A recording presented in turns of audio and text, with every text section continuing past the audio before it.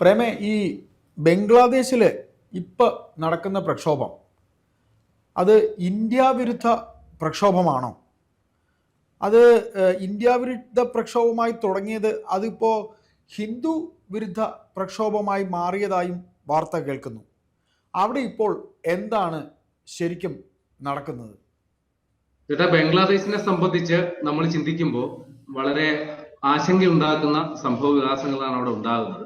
ഇപ്പൊ ഏറ്റവും ഒടുവിൽ കിട്ടിയൊരു വിവരം, അതിദാരുണമായ ഒരു സംഭവം അവിടെ ഇപ്പോൾ റിപ്പോർട്ട് ചെയ്യപ്പെട്ടിട്ടുണ്ട്. അതിന്റെ ദൃശ്യങ്ങൾ സഹിതം സോഷ്യൽ മീഡിയയിൽ വലിയ രീതിയിൽ പ്രചരിക്കുന്നുണ്ട്. വളരെ നമുക്ക് ഭീവത്സകരമായ ഒരു ദൃശ്യമാണ്. സംഗതി അവിടുത്തെ സ്ക്വയർ മാസ്റ്റർ ബരി എന്ന് പറയുന്ന സ്ഥലത്തെ ഒരു ഫാക്ടറി ജീവനക്കാരൻ, അദ്ദേഹത്തിന്റെ പേര് ദിബു ചന്ദ്രദാസ് എന്നാണ്, ഒരു ഹിന്ദുവാണ്, 30 വയസ്സേ ഉള്ളൂ. അപ്പോ ലോക അറബിക് ദിനവുമായിട്ട് ബന്ധപ്പെട്ട് നടത്തിയ ഏതോ ഒരു പരിപാടിക്കിടയിൽ ഇദ്ദേഹം ഒരു പരാമർശം നടത്തി പോലും. അതില് ഇദ്ദേഹം പറയുന്നത് എല്ലാ മതസ്ഥരും സമാനമാണ്, ആ രീതിയിൽ മറ്റുമാണ് ഇദ്ദേഹം സംസാരിച്ചത്.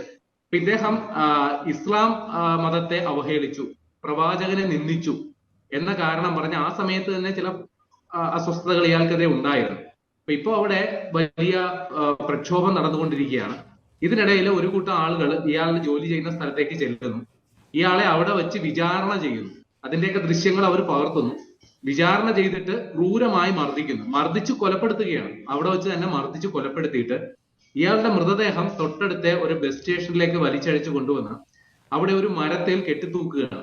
ഇവിടെ കെട്ടിത്തൂക്കിയിട്ട് പിന്നീട് അവിടെ ഈ ഇദ്ദേഹത്തെ അവഹേളിച്ചുകൊണ്ടുള്ള ആക്രോശങ്ങൾ, പിന്നെ തക്ബീർ ധ്വനികൾ ഒക്കെ മുഴക്കിക്കൊണ്ട് ഇദ്ദേഹത്തെ വീണ്ടും ഇദ്ദേഹത്തിന്റെ മൃതദേഹത്തെ അപമാനിക്കുന്നു. ഏറ്റവും ഒടുവിൽ കാണുന്ന ദൃശ്യം അവിടെ ഇദ്ദേഹത്തെ തീ വെച്ച് കൊലപ്പെടുത്തുന്ന, അല്ലെങ്കിൽ ആ മൃതദേഹത്തെ തീ വെക്കുന്ന ഒരവസ്ഥയാണ് ഉണ്ടായത്. അതിനുശേഷം കണ്ടൊരു കാഴ്ച, വന്ന വാർത്ത, ഇദ്ദേഹത്തിന്റെ മൃതദേഹം വീണ്ടും വലിച്ചഴിച്ചു കൊണ്ടുപോയിട്ട് അവിടെ മൈമൻ സിംഗ് എന്ന് പറയുന്ന ഒരു ഹൈവേ ഉണ്ട്, അവിടെ കൊണ്ടുപോയി മൃതദേഹം ഇട്ടിട്ട് വീണ്ടും കത്തിക്കുന്നു. അപ്പൊ അത് ഉദ്ദേശിച്ചത് അവിടുത്തെ ഗതാഗതം തടസ്സപ്പെടുത്തുക, അതോടൊപ്പം അവിടെയുള്ള പ്രദേശവാസികളെ ഭയപ്പെടുത്തുക, ഈ ഉദ്ദേശത്തോടു കൂടിയാണ് ഇത് ചെയ്തത്. ബംഗ്ലാദേശിൽ കുറെ കാലമായി നടക്കുന്ന ഈ ഹിന്ദു വിരുദ്ധ പ്രക്ഷോഭങ്ങളുടെ ഏറ്റവും അവസാന ഒരു ദൃശ്യമാണിത്. ഇപ്പൊ ഒരു കലാപ അവസ്ഥയിൽ വന്നു. അവിടുത്തെ ഭരണകൂടം എന്ന് പറയുന്നത് ഇതൊക്കെ ഒരു കാഴ്ചക്കാരായിട്ട് നോക്കിക്കൊണ്ടിരിക്കുന്ന ഒരു അവസ്ഥയാണ്. അപ്പൊ ഇത് സംബന്ധിച്ച് അവിടെ പോലീസ് അന്വേഷണം ആരംഭിച്ചിട്ടുണ്ട്. കുറ്റക്കാരെ കണ്ടെത്തി ശിക്ഷിക്കുമെന്നൊക്കെയാണ് ഭരണകൂടം പറയുന്നത്. ഇതുമായി ബന്ധപ്പെട്ട് ഫാലുക്ക എന്ന് പറയുന്ന ജില്ലാ മജിസ്ട്രേറ്റ് ഇദ്ദേഹത്തിന്റെ കാര്യത്തിൽ ഇടപെട്ടിട്ടുണ്ട്. ഇതുമായി ബന്ധപ്പെട്ട അന്വേഷണം നടക്കുന്നു എന്നൊക്കെയാണ് പറയുന്നത്. അപ്പൊ പൊടുന്നനെ അവിടെ ഈ ഒരു പ്രക്ഷോഭം ഉണ്ടാകാൻ കാരണം, അവിടെ ഷെരീഫ് ഒസ്മാൻ ഹാദി എന്ന് പറയുന്ന ഒരു തീവ്ര നിലപാടുള്ള ഒരു വിദ്യാർത്ഥി നേതാവ്, അവിടെ നമുക്കറിയാമല്ലോ കഴിഞ്ഞ 2024 ഓഗസ്റ്റിലോ മറ്റോ ആണ് അവിടെ ഈ വിദ്യാർത്ഥി പ്രക്ഷോഭം അതിരൂക്ഷമായിട്ട് അവിടുത്തെ ഈ അവാമി ലീഗിന്റെ നേതാവും അവിടുത്തെ പ്രധാനമന്ത്രിയായിരുന്ന ഷെയ്ഖ് ഹസീനയ്ക്ക് രാജ്യം വിട്ട് ഇന്ത്യയിലേക്ക് അഭയാർത്ഥിയായി വരേണ്ടി വന്നു. അപ്പൊ ആ വിദ്യാർത്ഥി പ്രക്ഷോഭങ്ങൾക്ക് അന്ന് അതിനെ കൊടുത്തിരുന്നത് നാഷണലിസ്റ്റ് സിറ്റിസൺസ് പാർട്ടി NCP എന്ന് പറയുന്ന വിദ്യാർത്ഥി സംഘടനയുടെ ഭാഗമായിട്ടാണ് അന്ന് പ്രക്ഷോഭങ്ങളൊക്കെ നടന്നത്. പക്ഷെ അതിന്റെ പിന്നിൽ പ്രവർത്തിച്ച മറ്റൊരു സംഘടന, അപ്പൊ ഈ വിദ്യാർത്ഥി പ്രക്ഷോഭങ്ങൾക്ക് അതിന് പിന്തുണ കൊടുത്തിരുന്ന ഒരു സംഘടനയാണ് ഇൻകുലാബ് മഞ്ച്. അപ്പൊ അതിന്റെ ഒരു നേതാവാണ് ഈ ഷെരീഫ് ഒസ്മാൻ ഹാദി എന്ന് പറയുന്ന ആള്. അപ്പൊ ഇയാള് തീവ്ര നിലപാടുള്ള ആളാണ്. അപ്പൊ ഈ ഷെയ്ഖ് ഹസീന അവിടുന്ന് പിന്മാറിയ ശേഷമാണ് ഇദ്ദേഹം ഈ ഇൻകുലാബ് മഞ്ചിന്റെ വക്താവായിട്ട് വരുന്നത്. അങ്ങനെ ഇപ്പോ ഈ ഇൻകുലാബ് മഞ്ചിന്റെ നീക്കം എന്ന് പറയുന്നത്, ഈ ബംഗ്ലാദേശ് എന്ന് പറയുന്നത് മത നിയമം അനുസരിച്ച്, ഇസ്ലാമിക നിയമം അനുസരിച്ച് പ്രവർത്തിക്കണം എന്ന് ആഗ്രഹിക്കുന്ന കൂട്ടരാണ്. ഈ ശരീഅത്ത് നിയമം എന്നൊക്കെ നമ്മൾ പറയുമല്ലോ, ആ രീതിയിൽ പ്രവർത്തിക്കണം. അപ്പൊ അതുപ്രകാരം അവിടെയുള്ള ഹിന്ദു ബിംബങ്ങൾ അവരുടെ വിശ്വാസത്തിന് വിരുദ്ധമാണ്.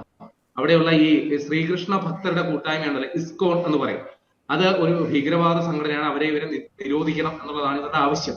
അപ്പൊ ഇവിടെ ഇന്ത്യ വിരുദ്ധത വരാൻ കാരണം ഈ പറയുന്ന ഇൻകുലാബ് മഞ്ച് എന്ന് പറയുന്ന പ്രസ്ഥാനം അത് പാകിസ്ഥാൻ അനുകൂലമാണ്. നമുക്കറിയാമല്ലോ, 2 പാകിസ്ഥാനാണ് മുമ്പ് ഉണ്ടായിരുന്നത്, ഒന്ന് കിഴക്കൻ പാകിസ്ഥാനും ഒന്ന് പടിഞ്ഞാറൻ പാകിസ്ഥാനും.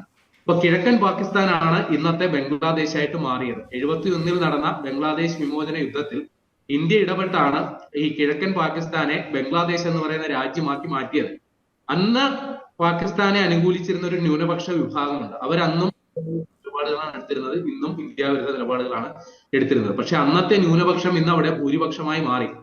നമ്മുടെ ഓപ്പറേഷൻ സിന്ദൂറിന്റെ സമയത്ത് നടത്തിയ ഒരു സർവേയില് ഏതാണ്ട് 50% വരുന്ന ബംഗ്ലാദേശികൾ ഇന്ത്യ വിരുദ്ധ നിലപാടുകളോടൊപ്പം നിൽക്കുന്നവരാണ് എന്നുള്ളത് കൂടി ഓർക്കണം. അപ്പൊ ഇപ്പോ അവിടെയുള്ളവർ, ഇന്ത്യ ദാനമായി നൽകിയതാണ് ബംഗ്ലാദേശ് എന്ന രാജ്യമെങ്കിൽ പോലും അവിടെയുള്ള ബഹുഭൂരിപക്ഷം ആളുകൾ ഇപ്പോ മറിച്ചാണ് ചിന്തിക്കുക. ഞങ്ങളെ പാകിസ്ഥാനിൽ നിന്ന് വേർപെടുത്തിയവരാണ് ഇന്ത്യ എന്നുള്ളതാണ് അവരുടെ വാദം.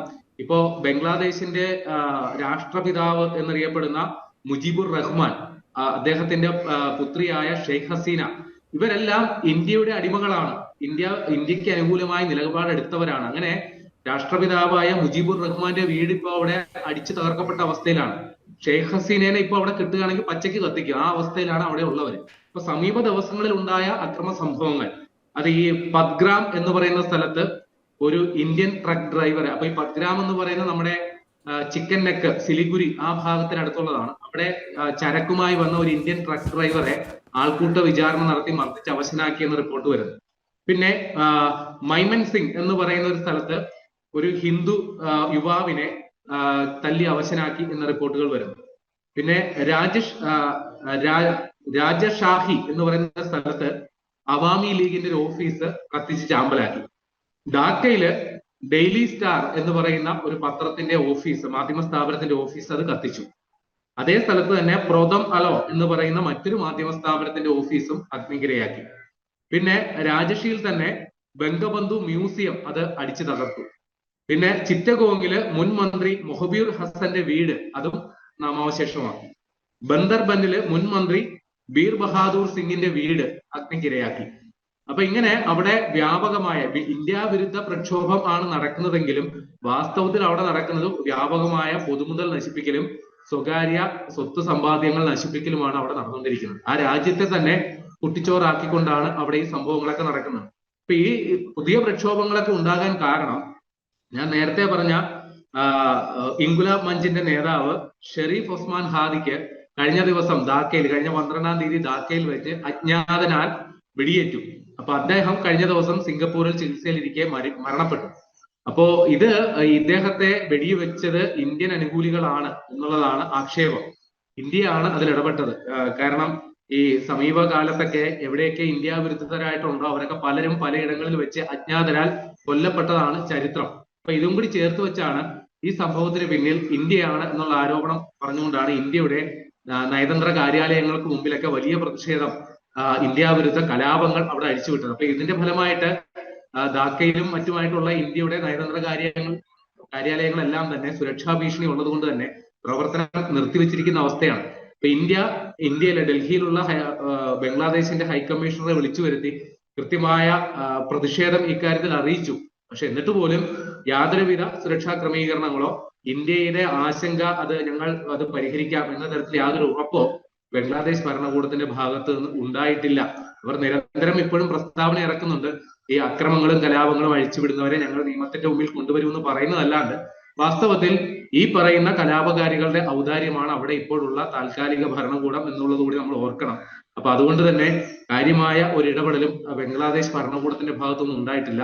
നമ്മളെ സംബന്ധിച്ച് വളരെ ദയനീയ കാഴ്ചയാണ് അവിടെ ഉള്ളത്. കാരണം വളരെ പരിമിതമായിട്ടാണെങ്കിലും ആ രാജ്യം ഒന്ന് പച്ചപിടിച്ചു വരുന്ന അവസ്ഥയിലായിരുന്നു. അവിടെയാണ് ഷെയ്ഖ് ഹസീനയുടെ ഭരണകൂടം ഇല്ലാതാകുന്നത്. വീണ്ടും ഈ പറയുന്ന കടുത്ത തീവ്ര നിലപാട് ഉള്ളവർ അവിടെ അധികാരത്തിൽ വരുന്നത്. അവരിപ്പോ ആ രാജ്യത്തെ കുട്ടിച്ചോറാക്കുന്നു എന്നുള്ളതാണ് മനസ്സിലാക്കേണ്ടത്. സർവ്വതും നശിപ്പിച്ചുകൊണ്ടിരിക്കുകയാണ്. ഇന്ത്യയോടുള്ള ദേഷ്യം തീർക്കുന്നതിന് വേണ്ടിയിട്ട് ആ നാട്ടിലുള്ള ഇതുവരെയുള്ള സകല സൗകര്യങ്ങളും സൗഭാഗ്യങ്ങളും അഗ്നിക്കിരയാക്കി അടിച്ചു തകർക്കുകയും ചെയ്യുന്ന എന്താ പറയുക, നശിപ്പിന്റെ കലാപമായിട്ട് അവിടെ നിലവിലുള്ള പ്രസിഡന്റിന് പ്രേമ, എനിക്ക് ചോദിക്കാനുള്ള ഇപ്പൊ നിലവിലുള്ള പ്രസിഡന്റിന് ഇതിനെ നിർത്തലാക്കാനുള്ള യാതൊരു വോയിസ് പവറും ഇല്ലേ?